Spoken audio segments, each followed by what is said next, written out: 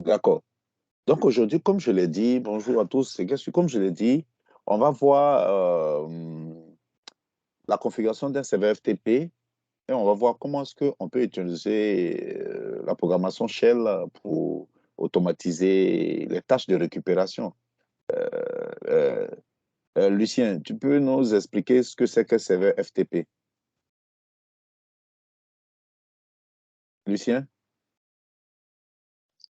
Monsieur, je vous entends.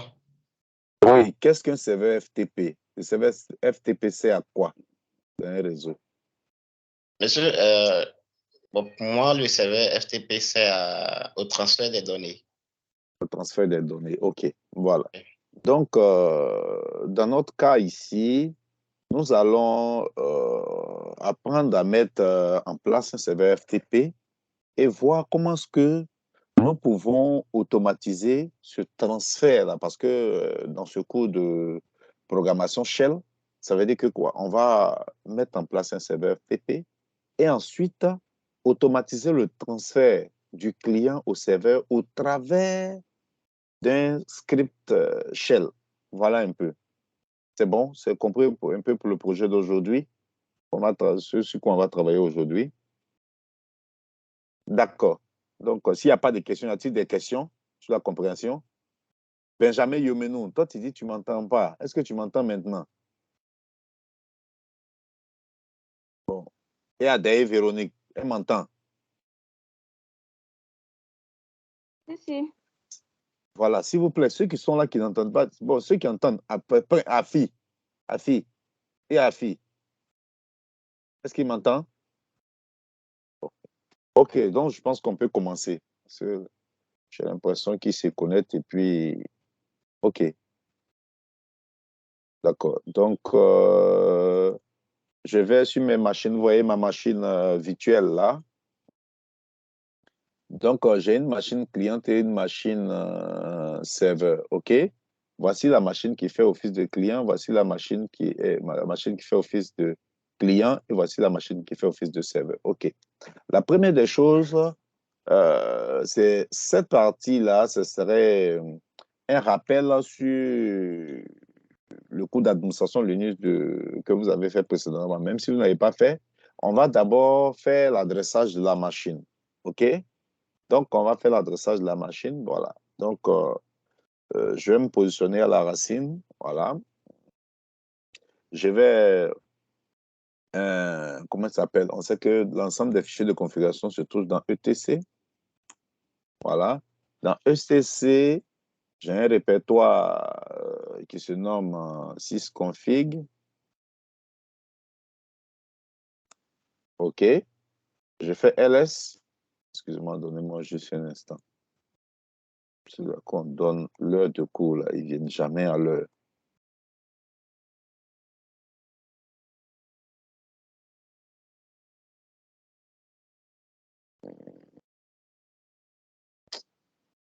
Bon, OK. On y va. OK. Donc, d'accord. De là, on a un répertoire qui se nomme network-scripts. Donc, je vais me positionner dessus. Network-scripts. OK? Quand je fais ls, voilà mon fichier de config là qui est là. La carte réseau. OK? Donc, je vais éditer ce fichier-là. Bon, j'espère que vous voyez. Hein, si... Ah non, ça, c'est bien. OK. Donc, je vais faire quoi? J'édite ifcfg-eth0. D'accord? Voilà. Donc, actuellement, voici la carte réseau que nous voulons configurer qui est là. Un device égale à ETH0. OK? Boot proto, il est en DHCP, je vais le mettre en statique. C'est-à-dire pour dire que je vais fixer une adresse IP statique. WADDS, l'adresse MAC, et puis on boot égale à yes. C'est-à-dire que peut dire à chaque démarrage,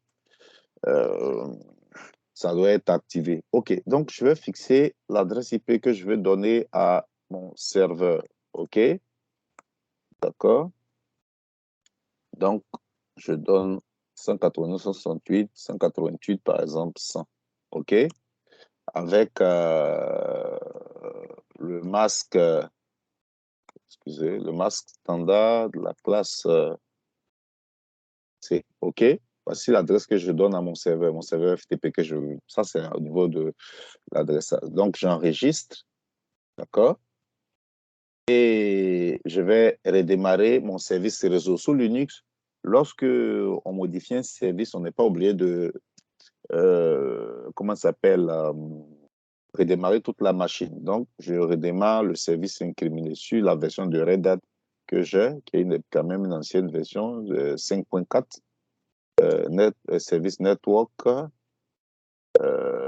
restart.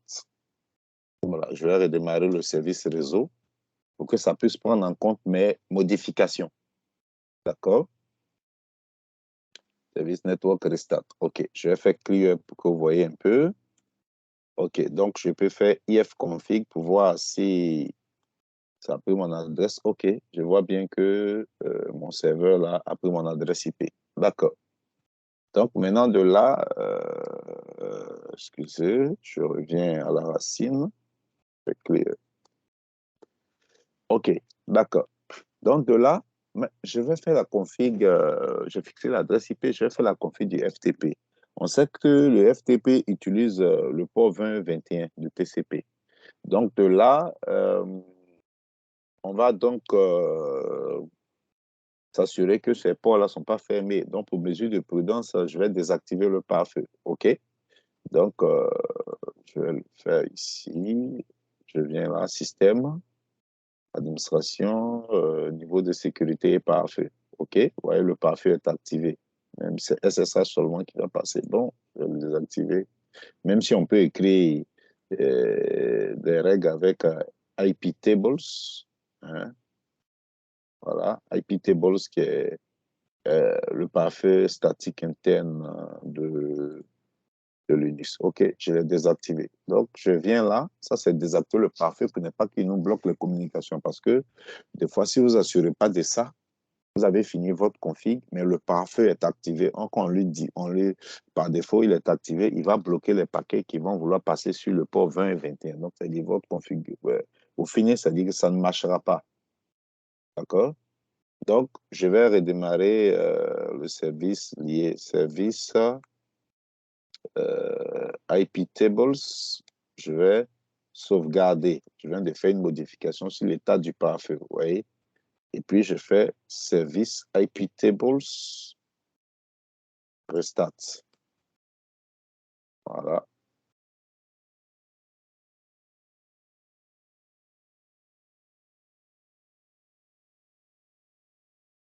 Excusez-moi.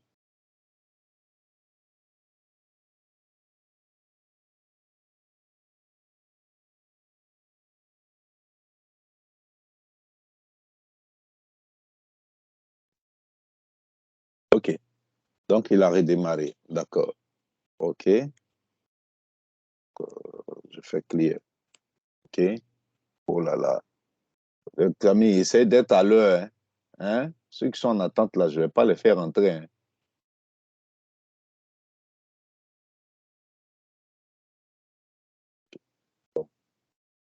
D'accord. Donc, de là, OK. Donc, maintenant, de là, on y va. Donc, on va commencer la configuration de notre serveur FTP sur Linux. Ça n'a rien à voir d'abord avec le scripting. Le scripting bash qu'on va écrire, le script bash qu'on va écrire, c'est pour juste automatiser une tâche qu'on a l'habitude de faire le transfert de façon automatique du client vers du serveur vers le client, pardonnez. Le script, on va l'exécuter sur le client qui est sur Linux aussi. D'accord? Mais première des choses, il faut connaître notre serveur là, marche d'abord. OK. Donc, on va configurer. Donc, sur Red Hat, le service de FTP se nomme VSFTPD. D'accord. Donc, je vais installer les paquets par yum install VSFTPD. OK. Yum install. Yum, c'est une commande qui a été empruntée à la distribution Yellow Dog, bon, attention, comme je ne vois pas, excusez-moi, je n'avais pas monté mon DVD là, donc je vais le monter là. Hmm. Non, non, je vais le connecter. Il est là, connecte. Voilà. OK, d'accord. Donc, on revient. Donc, je fais quoi? Yum. Donc, comme je disais,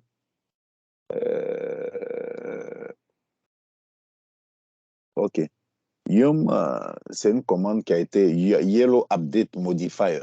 C'est une commande qui est aujourd'hui chez Red Hat depuis un certain moment, mais qui a été empruntée à la distribution Yellow Dog. Il y a une distribution qui s'appelle Yellow Dog, voilà, des Linux. OK. Donc, elle veut dire installe-moi tous les paquets liés à VSFTPD. OK. Maintenant, lorsqu'on a censé installer, on peut vérifier si ça a été installé. On sait que tous les paquets de Linux ont une extension .rpm.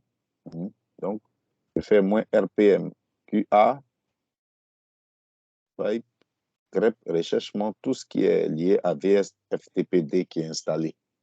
Si vous n'avez, voilà, si vous tapez cette commande-là, s'il n'y a pas un paquet qui a été installé, il va rien vous envoyer. C'est-à-dire, vous êtes sûr que c'est pas installé, donc vous devez aller installer. Mais normalement, si vous tapez la commande là, si vous mettez no package available, vous pouvez venir sur le DVD ici, dans Server, par exemple, dans la description que j'utilise, vous voyez les paquets là du moment. Donc, on fait VS, voilà, il est déjà installé. Si je lance, il va me dire que, OK, il est déjà installé. Vous voyez qu'il a une extension .rpm. RPM, c'est pour Red Hat Package Manager. Red Hat Package Manager. Tout ce qui est Debian a une extension, tout ce qui est Debian a une extension DPKG, Debian Package, DPKG. D'accord. Maintenant, de là, c'est installé. Maintenant, on doit s'assurer que ce service-là démarre et démarre à chaque démarrage de la machine. C'est-à-dire, si on redémarre le serveur, le service FTP là, va démarrer. Donc, on va faire chk config vsftp d on. OK? chk config vsftp d on. OK? Pour s'assurer que à chaque démarrage de la machine, ce service-là, quand on redémarre, si on redémarre la machine, ou bien on éteint, on allume, le FTP, le service VSFTPD, là, doit démarrer. D'accord. Maintenant, de là, on va aller donc dans le répertoire où se fait la config du VSFTP, du FTP, avec VSFTPD. D'accord. Donc, je me positionne à la racine. OK. Je vais dans ETC. Dans ETC, quand je fais LS pour lister, je vais voir VSFTPD qui est là. Le bleu. C'est un répertoire. OK. Donc, je fais CD VSFTPD. D'accord? Quand je fais LS. D'accord? Voilà. Donc, voilà, on a ici le fichier de configuration, c'est vsftpd.conf. Voilà. Je peux faire 4 pouvoirs. 4. Qu'à m'afficher, je ne vais pas l'éditer, je vais voir son contenu. OK. D'accord? Donc, on voit que il y a beaucoup d'éléments dedans. Et vous voyez que généralement, sous Linux, où il y a les dièse, là, c'est-à-dire c'est des commentaires. Donc, les lignes qui ne sont pas commentées, c'est les lignes qui sont actives. Voilà. Donc, ça pose peut-être un problème. Il y a plein de fichiers, on ne voit pas très bien les lignes qui ne sont pas commentées. Donc, on peut essayer de voir ça en faisant grep -v, c'est-à-dire en mode verbose. Je vais faire apparaître le circonflexe. Non, excusez-moi. Je vais faire apparaître circonflexe. VS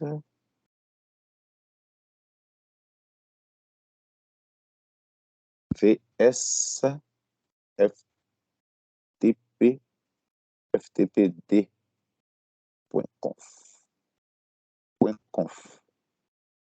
Attention, attention. PS.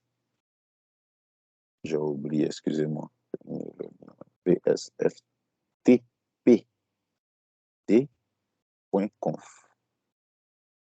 Voilà. Ça veut dire que je lui ai dit de m'afficher dans le répertoire, dans le fichier vsftpd.conf. Il faut m'afficher. Affiche-moi toutes les lignes où il n'y a pas dièse devant. Toutes les lignes où il n'y a pas dièse dedans. Donc ça, recherche-moi toutes les lignes où il n'y a pas de dièse, où il n'y a pas de dièse devant. Donc, voilà. Donc, voici ces lignes-là qui sont là. C'est ça qui est là par défaut. Donc, c'est ça qui est actif par défaut. On va interpréter ça rapidement parce que ça, j'ai déjà fait une vidéo qui se trouve sur ma chaîne YouTube. Donc, on va passer sur ça rapidement. Mais comme il fallait que je fasse un rappel sur ça, voilà pourquoi je fais. Sinon, normalement, dans le cours de programmation shell qu'on fait en bash, là, ça sous-entendait que ce TP-là, d'abord, a été fait en amont avant qu'on puisse faire le shell. Donc, Anonymous enable égale à yes, ce qui veut dire que le serveur FTP actuellement, dans sa configuration actuelle où on n'a rien touché là, accepte des accès anonymes. Voilà. Local enable égale à yes, ça veut dire que c'est ceux qui ont un compte sur le serveur là qui pourront s'y connecter. D'accord. Write enable égale à yes, ils peuvent avoir le droit d'écriture. Local UMAS égale à 0,22, c'est-à-dire que tous les droits sous Linux avec la base octale, c'est 777, 777. OK? Donc, ce qui est là, la valeur qui est dans le UMAS, c'est 777 moins la valeur qui est dans le UMAS. Donc, si on fait 777 moins 0,22, ça fait 755. Or, 7 fait RWX, c'est-à-dire droit de lecture, droit d'écriture, droit d'exécution. 5, c'est 101 en binaire. Parce que 7, c'est 111. 5, c'est 101. 5, c'est l'autre 5, c'est 101. D'accord? Donc de là, c'est 101, ça fait quoi? Droit de lecture, pas droit d'écriture, mais droit d'exécution. OK? L'autre aussi, c'est la même chose. D'accord. Donc de là, dit message enable égale à yes, à chaque changement de répertoire, il va nous afficher un message. X fait log enable égale à yes, il va enregistrer tout ça dans un seul log. Connect from port 20 égale port 20, port 20 est égal à yes, ça dit qu'on sait que le FTP travaille le port 20 21 de TCP. X fait log standard std format, c'est-à-dire il va enregistrer les logs au format standard. Listen égale à yes, le serveur doit être toujours à l'écoute de connexion. C'est-à-dire que si on met no, c'est-à-dire notre serveur FTP n'accepte plus, on ne peut plus se connecter à lui. PAM, service name égale à VSFTPD. PAM, c'est le Pluggable Authentication Module, le service qui gère les authentifications sur Linux. Son équivalent sur Windows, c'est le service SAM, Security Account Manager. Sur Windows Server, Security Account Manager. OK.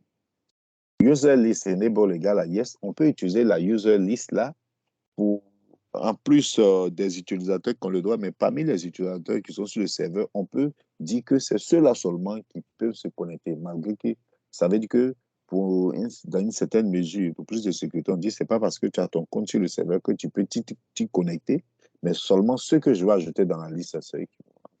TCP wrappers égale à yes, on sait que le FTP utilise le port 2021 de TCP. Voilà un peu brièvement expliqué le contenu du fichier. Donc, dans l'immédiat, c'est les accès anonymes qu'on doit désactiver. C'est-à-dire, un accès anonyme, c'est quelqu'un qui met comme login Anonymous sans mot de passe si c'est connecté. C'est-à-dire que anonyme, c'est ça qu'on appelle un accès anonyme. Anonymous comme login, mot de passe, il n'y a pas de mot de passe, il tape entrer, il est connecté au serveur. Donc ça, c'est dans le cas d'un serveur FTP public. C'est-à-dire, si peut-être c'est un serveur FTP qu'on a au sein d'une entreprise, on dit, bon, tout le monde peut s'y connecter, sans exception. Si tu n'as pas login, tu n'as pas mot de passe, tout le monde peut s'y connecter. Là, on laisse Anonymous enable égal à yes. Nous, ici, dans notre cas, nous allons désactiver ça. D'accord? Donc, je vais éditer le fichier. J'édite VSFTPD conf. D'accord. OK. Donc, de là, voici Anonymous. Enable égale à yes. Je vais mettre ça à no, en majuscule. Donc, j'enregistre. OK. Donc, je viens de faire une modification sur le service VSFTPD. Donc, je vais le redémarrer. Donc, service, il n'a pas encore démarré. N'oublions pas que c'est maintenant que je suis en train. Donc, je vais démarrer ça. Service VSFTPD même, je vais faire start pour démarrer ça même. Voilà. Bon, je peux faire restart maintenant. Il a démarré. Il n'a pas démarré. C'est maintenant que je suis en train de faire. OK. Il n'y a pas de souci. D'accord. Maintenant, de là, on va maintenant, je peux faire clear. Voilà. Je vais revenir à la racine. Je peux maintenant créer un utilisateur. Voilà, qui va me permettre de me connecter par FTP. Système. Je peux appeler la fenêtre graphique là, système-config-users. Voilà. Donc, vous voyez, il y a un utilisateur là, mais je peux créer un utilisateur moi-même. Non, ça dit que cette fenêtre graphique là, je peux l'appeler ici. Je vais quitter un peu le plein écran. Je vais dans Système, Administration, Utilisateur groupe. Voilà ça. Vous voyez? Donc, depuis le terminal, si vous êtes sur le terminal, vous pouvez appeler une fenêtre graphique en faisant système-config-users. Voilà, j'ai la même fenêtre là. OK? Je vais ajouter un nouvel utilisateur. OK? Pour un nouvel utilisateur, je dis Go. OK? Donc, complet Jean. OK. Mot de passe. Je mets mon mot de passe que je vais utiliser. OK. Alors, je vais le répéter.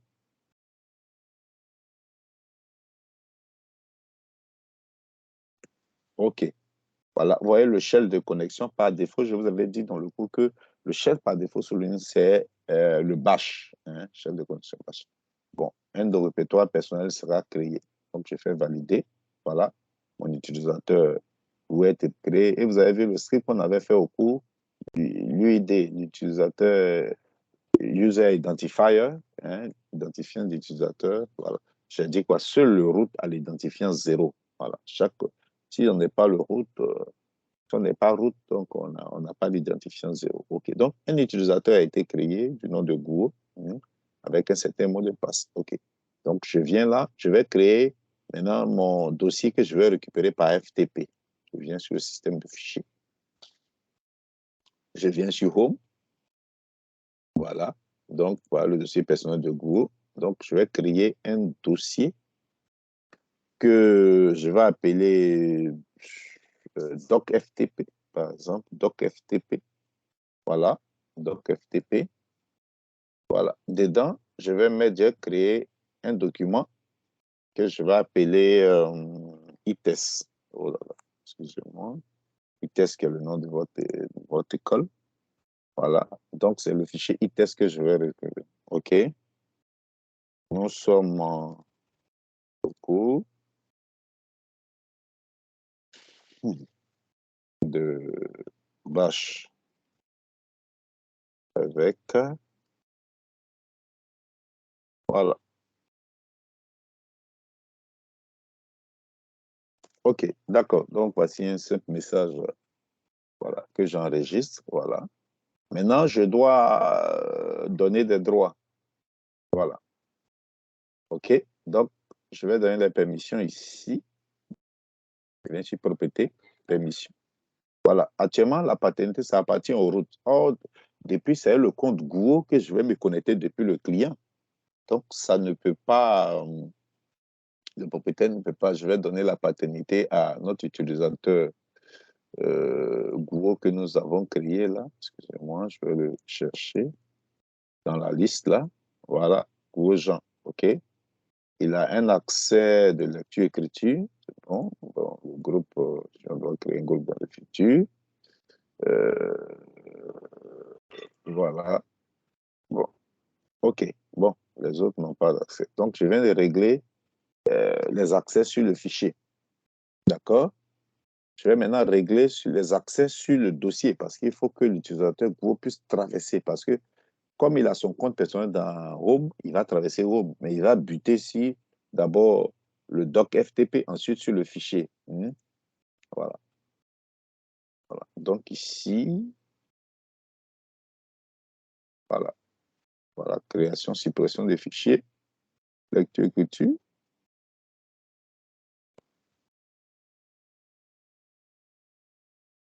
OK. D'accord. D'accord. Donc, je fais fermer.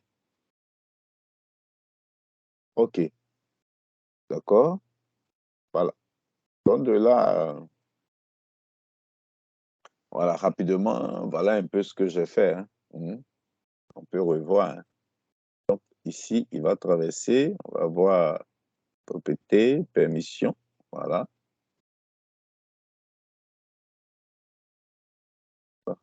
Attendez. Écriture, écriture, écriture. Bon, les autres, même, je ne donne pas les accès.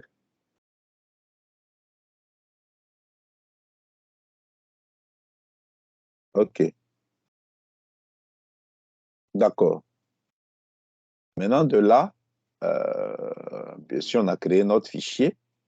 On va aller maintenant adresser le client. Peut-être j'ai une adresse. Je suis passé, je vais peut-être faire ça aussi en mode graphique. Là-bas, j'ai fait en ligne de commande. Il y aurait peut-être, on fait peut-être en mode graphique. Voilà. Voilà. Donc, je fais modifier. Je suis sur le client. Je fais modifier. Voilà. Je vais fixer adresse IP. Je dis peut-être un exemple, 180. Attention, excusez.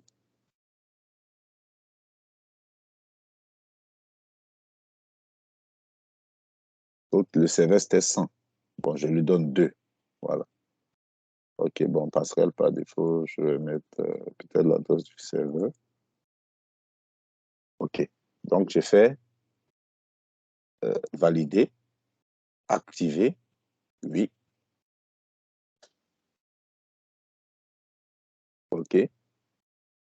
Voilà. Il va activer, on patiente. OK. Je vais redémarrer mon service réseau là. Donc, m'assurer de ça. Service network restart.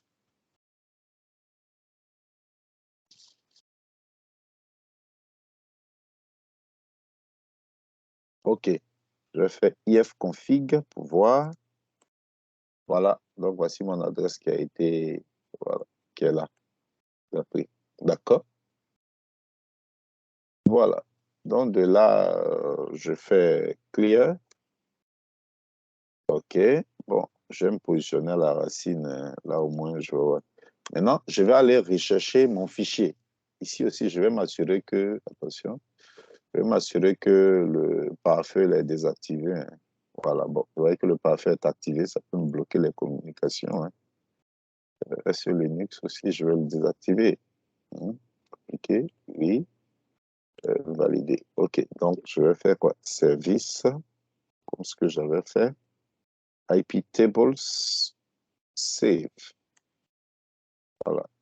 Et puis, je fais service IP tables, restart.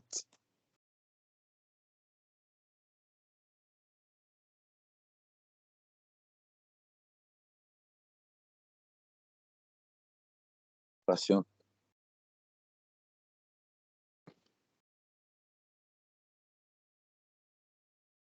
OK. D'accord. Alors maintenant, je reviens en plein écran. Je vais me connecter par FTP. Donc, je fais FTP. voir si ça marche. L'adresse IP 188.100 de mon serveur. OK, il me demande de me connecter. C'est l'utilisateur Google que j'avais créé. Le mot de passe de Google, c'est...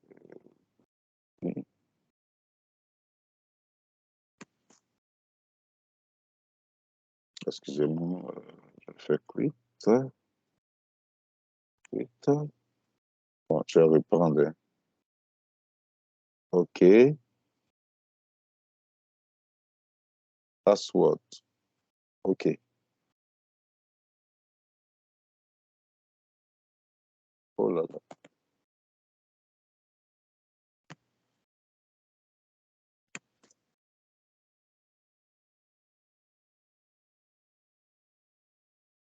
Excusez-moi.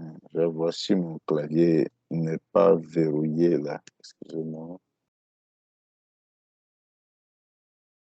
C'est verrouillé, c'est maintenant que je... Excusez-moi. OK.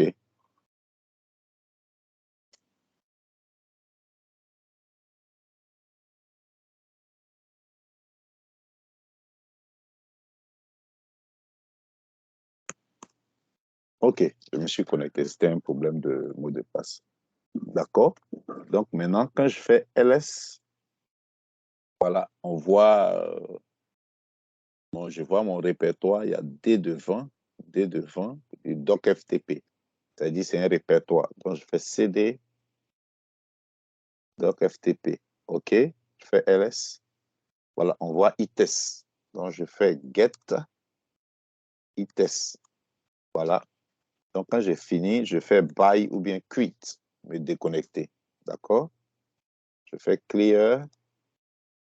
Je fais ls, voilà mon fichier ITES là que je viens de retrouver. Je fais 4 ITES. 4 ITES. Voilà, nous sommes au cours de bâche avec d'autres. OK. Voici. Y a-t-il des questions sur ça? Messieurs, mesdemoiselles, y a-t-il des questions sur cette première partie du projet là? Mélissa Niamien, y a-t-il des questions sur cette première partie? Non, monsieur, pour le moment, je vois. Ça va, c'est clair. OK, c'est clair pour tout le monde. OK.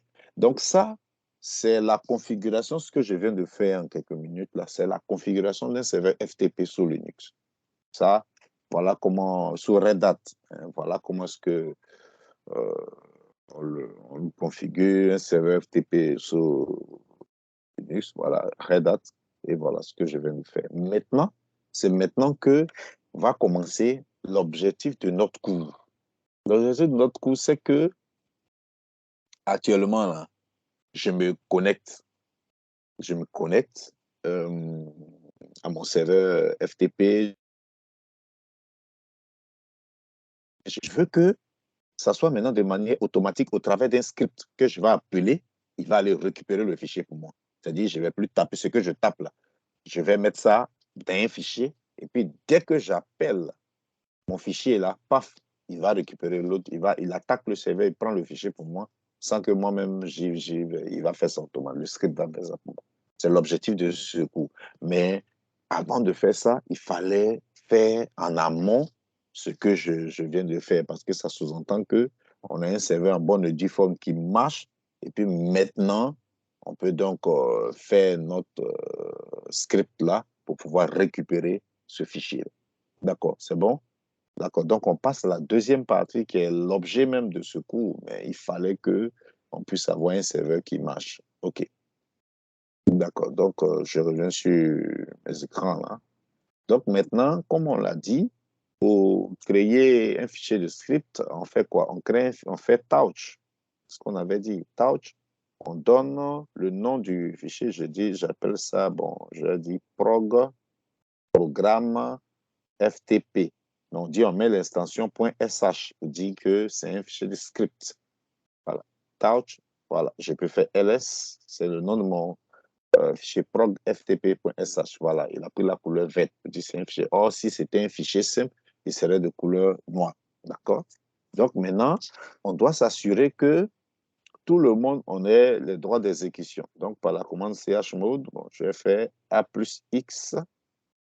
A plus X me donne les droits d'exécution. Prog ftp.sh. Bon, je n'ai pas oublié de donner les droits à tout le monde. Prog ftp.sh. D'accord, je me suis assuré que j'ai le droit d'exécution. Maintenant, donc, on va éditer mon fichier. On va éditer mon fichier de script. Mon fichier de script. Donc, j'édite prog ftp.sh. Voilà. Donc, je l'édite. OK. Voilà. Donc, voici, maintenant, je vais écrire mon script là. Donc, on a dit toujours dans un script bash, la première ligne de script, c'est quoi? Le shebang qui est obligatoire. OK. Donc, le shebang qui est obligatoire, / bin bash. OK. Dièse, point d'exclamation, / bin bash. Ça, c'est obligatoire. OK. Maintenant, mon fichier va recevoir une variable. Hein, va recevoir une variable que j'appelle peut-être host. Hein, une variable host qui va recevoir l'adresse IP de mon serveur. Parce que l'objectif du script, c'est de se connecter à un serveur. Mon serveur va l'adresse IP. Parce que je vais lancer le script, il doit se connecter à cette adresse-là, qui est l'adresse de mon serveur. OK? Maintenant, je vais préciser quoi? Le port. Il y a une variable qui va recevoir le port. C'est que le FTP utilise le port 20 et 21 de TCP. Voilà. Une autre variable qui va, regardez, vous voyez quand il fait les variables, vous voyez la couleur des variables. Une autre variable qui va recevoir normalement le logging que je mettais. Parce que c'est tous les éléments que je faisais sur directement le client, c'est tout le travail que j'ai fait là. C'est ça que je vais mettre dans le fichier et de telle sorte que quand j'appelle le fichier, il exécute toutes les lignes qui sont dans mon fichier pour moi. OK? Maintenant, le mot de passe, OK, c'est mon mot de passe que je mettais là, qui était Ruby 2022, que vous n'avez pas vu. Ruby 2022, qui est mon mot de passe de l'utilisateur Groovy qui permettait de se connecter. OK? Donc, après avoir, normalement, j'ai fait FTP. Maintenant, voici la ligne essentielle. C'est quoi? FTP sur la même ligne, .i, .n. Ça veut dire que c'est ça. Je dois faire FTP. Donc, on doit avoir quoi? La variable. Quand on fait FTP, là, on met quoi? La variable host. Ensuite, on appelle le port, c'est le port de connexion. Donc, il va prendre la variable là. Donc, la variable là, ce serait ça. Ce serait cette adresse-là. Et, donc, il va le faire jusqu'à... Attendez, oh là là, il y a une commande là il y a des fichiers là que je devais chercher. Excusez. Attendez, je vais faire rentrer quelqu'un.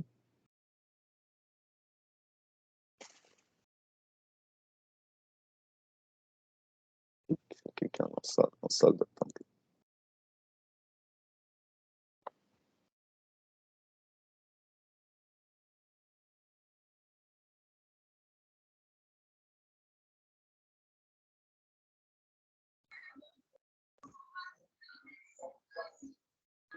Coupez votre micro, s'il vous plaît.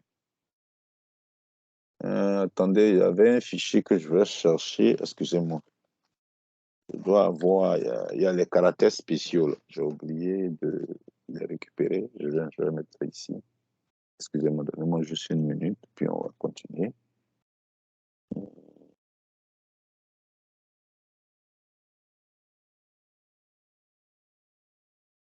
Je vais récupérer ça sur la clé. Des fois, on utilise beaucoup de caractères spéciaux ici.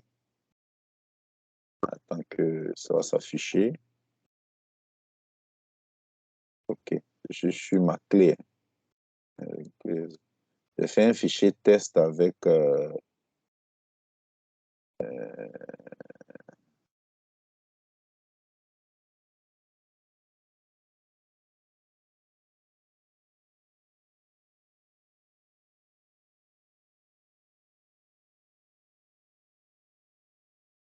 Je vais le récupérer.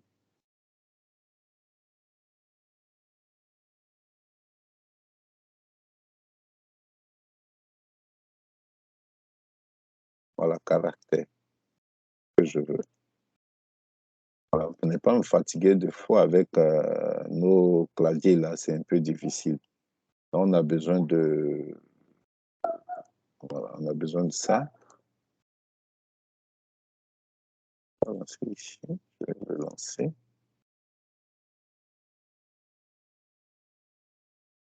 Et que ça affiche. Bon, c'est pas grave.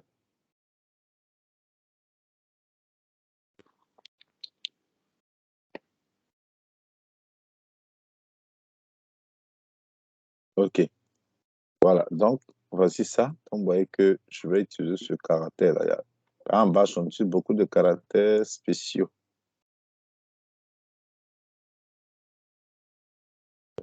On va fermer ça. Voilà. Voilà. OK. Donc, c'est-à-dire que cette commande-là doit être exécutée. Excusez-moi, je vais passer en plein écran pour que vous voyez.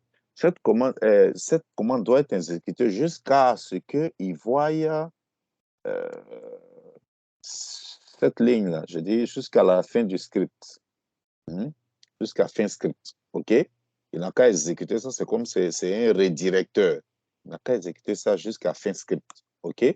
Maintenant, qu'est-ce qu'il doit faire? Il doit récupérer, hein, parce qu'on se connecte là, à des éléments, ça, il doit récupérer le, le, le user. C'est-à-dire que le logging. Maintenant, là, il doit aller chercher ça dans la variable que j'ai appelée logging. C'est ça, dans ma variable logging. Là. Parce qu'en réalité, quand on se connecte par FTP, là, ça, c'est un code du FTP. C'est un code user. C'est-à-dire que, mais qu'est-ce qui sera le logging là? Il n'a qu'à venir prendre ma variable que j'ai déclarée sur logging. D'accord? Ensuite, je vais enregistrer quand même. Qu'est-ce que il doit prendre quoi? Hein? Il doit prendre, ça c'est un code du FTP pass. C'est représente le mot de passe. Et ce mot de passe-là, il vient prendre ma variable que j'ai déclarée, que j'ai appelée password. D'accord? Maintenant, qu'est-ce qu'il fait? Lorsqu'il a pris le login, qui est ça, que je ne vais plus taper, c'est ce que je tapais sur le terminal, le mot de passe que je tapais, je ne taperai plus. Maintenant, il doit donc, ça veut dire que si c'est passé, c'est que il est connecté par FTP. Maintenant, quand on se connecte par FTP, je faisais CD, je naviguais, je partais, j'étais dans Home, je partais dans le répertoire, je partais dans DocFTP. N'oublions pas ça, parce que je viens, regardez, je viens sur le serveur ici pour vous présenter. C'est-à-dire que c'est à ça qu'il doit accéder. Quand je viens, il doit traverser Home, bien sûr. Il va traverser Google. Et là, vous voyez qu'il traverse DocFTP, et puis c'est ce que je faisais, puis il faisait Get, ça. Donc, c'est ce que je vais remettre dans le fichier là-bas. Donc, je vais faire quoi? Je vais dire, bon, OK, quand tu es connecté, excusez-moi, fais cd slash va dans Home. Normalement, il va traverser Home. On va donner le chemin d'accès. Il y a un répertoire personnel de Google. Et dans le répertoire personnel de Google, c'est là que j'ai mon répertoire DocFTP. C'est ça. Donc, lorsqu'il est positionné sur DocFTP, qu'est-ce qu'il doit faire? Maintenant, ce qu'il a vu, il doit faire get itest pour récupérer mon fichier itest. Hein? Il doit faire get itest. D'accord? Quand il finit, il fait quit ou bien buy pour quitter. Et puis là, est-ce que je vais mettre un peu d'espace?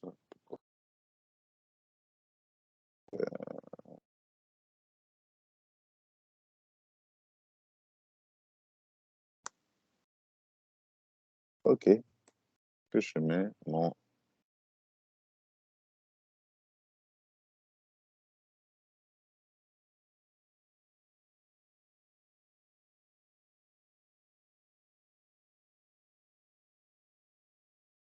D'accord?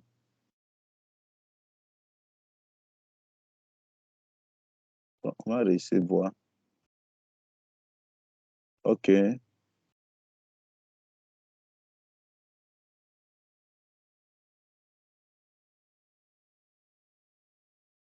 Bon, on va voir s'il n'y a pas d'erreur. S'il y a des erreurs, on va essayer de corriger. D'accord. OK, je suis enregistré. Bon, OK, je vais ouvrir le terminal. OK, je me positionne à la racine. Je fais ls. Je vois bien prog ftp. Je dis, je peux faire bash prog ftp.sh. OK, vous avez vu?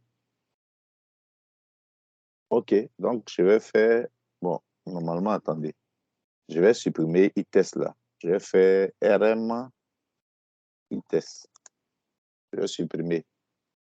Oui, voilà. Je vais faire clear. On voit que itest n'est plus là. Hein. On voit que le fichier itest n'est plus là. Donc, je vais supprimer. Donc, maintenant, je reprends. Voilà. D'accord, je fais ls. Voilà, il a récupéré itest. Voilà. Donc, le script là, quand, nous sommes au cours de bash avec Dr. Go. Ça veut dire que donc, quand j'exécute le script là, il va faire, je n'ai plus besoin de faire, avant, il fallait que je fasse FTP, l'adresse IP, et puis il me demande de mettre login. Je mettais Guo, un mot de passe, je mets Guobi 2022. Et puis maintenant, j'ai fait CD, Home, bon, il était déjà dans Home, donc j'ai fait CD, doc FTP. Et puis ensuite, j'ai fait get itest. Et puis après, j'ai fait quit. Tout ça là, j'ai regroupé ça dans un fichier. Puis quand je lance mon fichier, paf, il s'en fait le travail pour moi.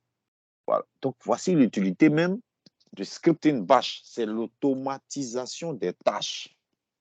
C'est-à-dire une tâche qu'on a l'habitude de faire. Là. On peut écrire un script de telle sorte que, bon, quand j'appelle mon fichier, bon, ça en fait ça pour moi. OK? Y a-t-il des questions pour le lab d'aujourd'hui? Benjamin Yomenou, Kanté, Gbegbe Eud, Acier, Adaï Véronique.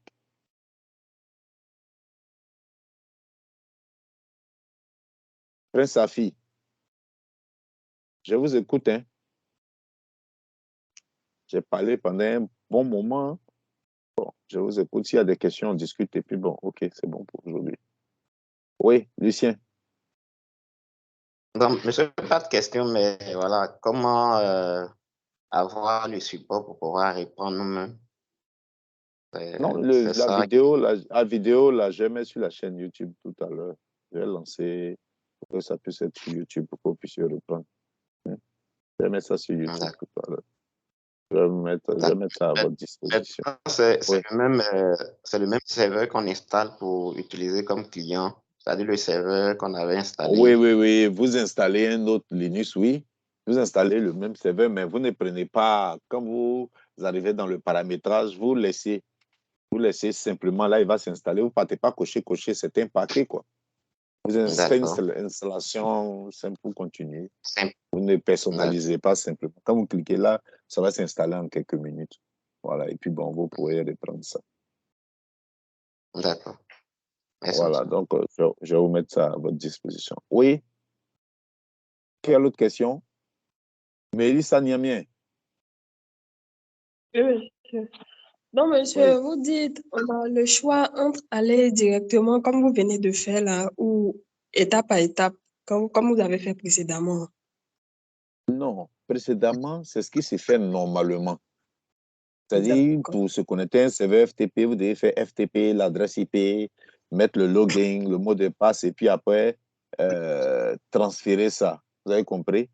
Mais nous, ici, comme on est dans un cours de scripting, on fait du scripting, donc avec du script là, on peut écrire ça, mettre dans un fichier. Ce que je dois faire là, la tâche que je dois faire là, toutes les étapes là, je peux écrire ça, mettre dans un fichier, de telle sorte que quand je lance mon fichier, bon, je suis tranquille. Mon travail, le serveur même, il s'en va, le système s'en va lire tout toutes les étapes, tout ce que j'ai mis dans le fichier là, et puis il exécute tout. Oui, Conan Lucien, tu as levé ta main, tu veux parler?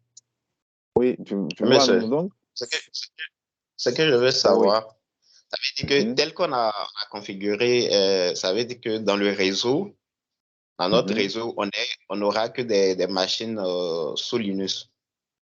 Non, non, non, non. Ça veut dire qu'ici, on est en train de faire un code de scripting. Je vous ai dit que j'ai fait ça sur Linux. Ce scripting bash là, c'est pour une machine Linux. C'est pour une machine Linux. Voilà. Si c'est en Windows, vous allez le langage de scripting de Windows, des serveurs Windows, c'est des machines Windows, c'est PowerShell. PowerShell. Si c'est Windows, c'est que vous allez écrire l'équivalent en PowerShell. C'est pas sous bash. OK. Oui, Benjamin Yomeno. Benjamin Yomeno. Oui, vas-y. Tu voulais me parler? Yomeno. Oh, lui, l'entrée, il a un problème avec son micro. Hein. Tout le monde m'entend, non? Très bien. Oui, Yomeno, tu as levé ta main. Vas-y, il faut parler. Bon, je pense que lui, il a un problème. C'est à cause de lui que j'avais redémarré ma machine. Là. Il dit, il parle, on n'entend pas. Donc, moi, je pensais que c'était à moi, mon niveau. D'accord. Donc, s'il n'y a pas de préoccupation, je vais vous laisser. Là, je vais mettre ça en ligne et puis je vais vous laisser faire ça. Et puis, bon, donc, de là, quand vous finissez, je vous donne un exercice en même temps, un petit mini projet pour la prochaine fois que vous devez réaliser. Et puis, vous m'envoyez, vous faites la capture de ça. Vous faites la capture, vous rédigez le document, vous m'envoyez par mail. L'exercice consistera à faire quoi? C'est-à-dire que toujours dans cette même ligne, c'est-à-dire que vous devez réaliser ce que j'ai fait. Vous devez configurer, je reprends encore pour que ça soit bien clair. Vous configurez le serveur FTP. Vous faites le script qui va vous permettre de récupérer. Maintenant, pour plus d'automatisation, ici, dans ce qu'on a fait actuellement, c'est moi qui vais lancer le script et puis ça va récupérer le fichier pour moi. Mais on peut encore automatiser ça avec la fonction cron, le service d'autant et le service de planification de tâches de l'Union, le cron tab. C'est-à-dire là, je programme même, moi-même, je tape même plus, même, je n'appelle plus. Je programme pendant 1 heure, un certain temps, tous les jours, tant en temps, ou bien, je ne sais pas. Ce sera à vous de faire un test. C'est-à-dire, vous devez programmer de telle sorte que si je veux que mon script là s'exécute chaque 30 minutes, il va s'exécuter. Ou bien tous les jours à 8 heures. Vous voyez que c'est par exemple le cas de, par exemple, une sauvegarde. Vous savez que vous êtes dans une entreprise, vous devez faire des sauvegardes. Ça fait partie de la sécurité. Vous devez faire des sauvegardes de certains fichiers sensibles. Peut-être que tous les soirs à la descente ou bien tous les week-ends, tous les vendredis, on doit faire la sauvegarde la semaine ou bien je ne sais pas. D'accord? Mais tous les temps, vous n'allez pas aller saisir le fichier. Bon, il faut tous les jours, ça dit que si devait faire ça, c'était un fichier qui récupérait peut-être des logs que je dois garder. OK, donc tous les soirs, j'ai tapé bash ou bien /, le nom du fichier, il va me faire oui. Mais il est possible aussi de dire au système que tous les jours, à 18 heures, là, il faut lancer ce script-là.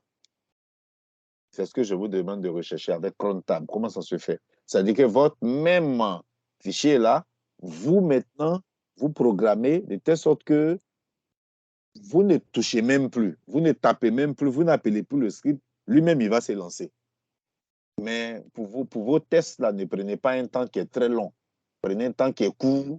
Là, quand vous supprimez le fichier, peut-être vous dites que chaque 3 minutes, ou bien chaque 5 minutes, il faut faire ça. Donc, quand vous êtes là, 5 minutes après, quand vous partez regarder, vous voyez que le fichier que vous avez supprimé là est revenu. Donc, ça dit que le script s'est lancé en 5 minutes. C'est lui-même, le système se rappelle et puis il dit qu'il se rend compte qu'il doit aller, il y a un fichier là que je dois lancer. Or, s'il lance ce fichier là, le script va s'exécuter. Vous comprenez l'exercice? Qui n'a pas compris l'exercice que j'explique, le mini-projet que j'ai donné? Adaï Véronique, tu as compris l'exercice que je demandais à faire? Monsieur, je n'ai pas bien compris. Tu as compris? Hein? Non, monsieur. Alors, monsieur. Depuis là, oui, tu es assise là, j'ai expliqué. Jusqu'à la fin, il me dit, oui, oui, Lucien, pose ta question. Je comprends le principe, mais vous avez dit la commande sur laquelle on doit faire la recherche. Non, c'est pas une commande. Il dit cron tab. Cron. C-R-O-N. R-O-N. La fonction cron. Voilà. Surtout le cron tab. Cron tab. C-R-O-N-T-A-B. Cron tab. C'est là-bas. T-A-B. Collé. Cron tab. Voilà. D'accord. Voilà. Vous cherchez l'utilisation du cron tab. Oui. Bébé, vous avez la parole. Ok, monsieur. Concernant le projet, est-ce que vous ne pourriez pas nous envoyer l'énoncé dans le groupe pour que nous puissions mieux comprendre? Vu que oralement, on a un peu oublié certains détails après. Non, mais vous allez voir la vidéo, vous allez comprendre. Vous réalisez la vidéo pour saisir le projet là. J'ai dit, le projet, c'est simple. C'est l'automatisation d'un script. C'est simple. Comment est-ce que vous devez faire de telle sorte que vous ne tapez plus la commande pour appeler le script? Vous avez un script que vous avez écrit. Maintenant, vous ne voulez plus sous Linux. Ce n'est pas seulement pour FTP. Sous Linux, j'ai mon script là que j'ai l'habitude d'exécuter. Mais je ne veux même plus aller taper la commande, le nom du fichier, le nom du script pour qu'il puisse s'exécuter. Donc, automatiquement, comme je sais que ce script-là, je dois l'exécuter chaque soir, ou je dois l'exécuter chaque fin de semaine, ou bien chaque fin de mois, ou bien tous les jours à 8 heures. Tous les jours à 8 heures. C'est donc tous les jours à 8 heures par rapport à mon boulot, je dois exécuter ce script-là. Donc, avec le cron tab, on peut aller, c'est comme si c'est équivalent au planificateur de tâches de Windows, pour planifier des tâches dans Windows. OK, donc cette tâche-là sera planifiée. Donc, le système va se rappeler que tous les jours à 8 heures, bien tous les jours à 18 heures, j'ai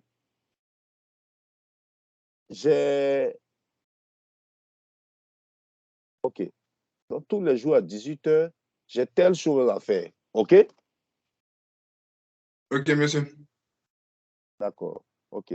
Maintenant, merci. c'est quelle version de Linux que vous avez utilisé pour le serveur? Red Hat 5.4. Mais je vous avais déjà donné, tout le monde a ça en classe. Bon, monsieur, moi, la première séance, c'était pas là.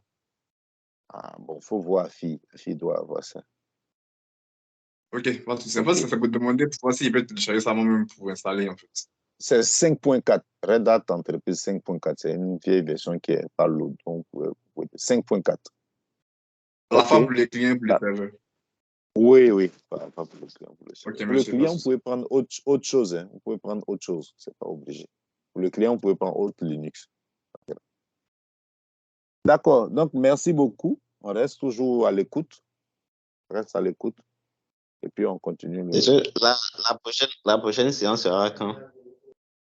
Normalement, lundi entre midi et 2.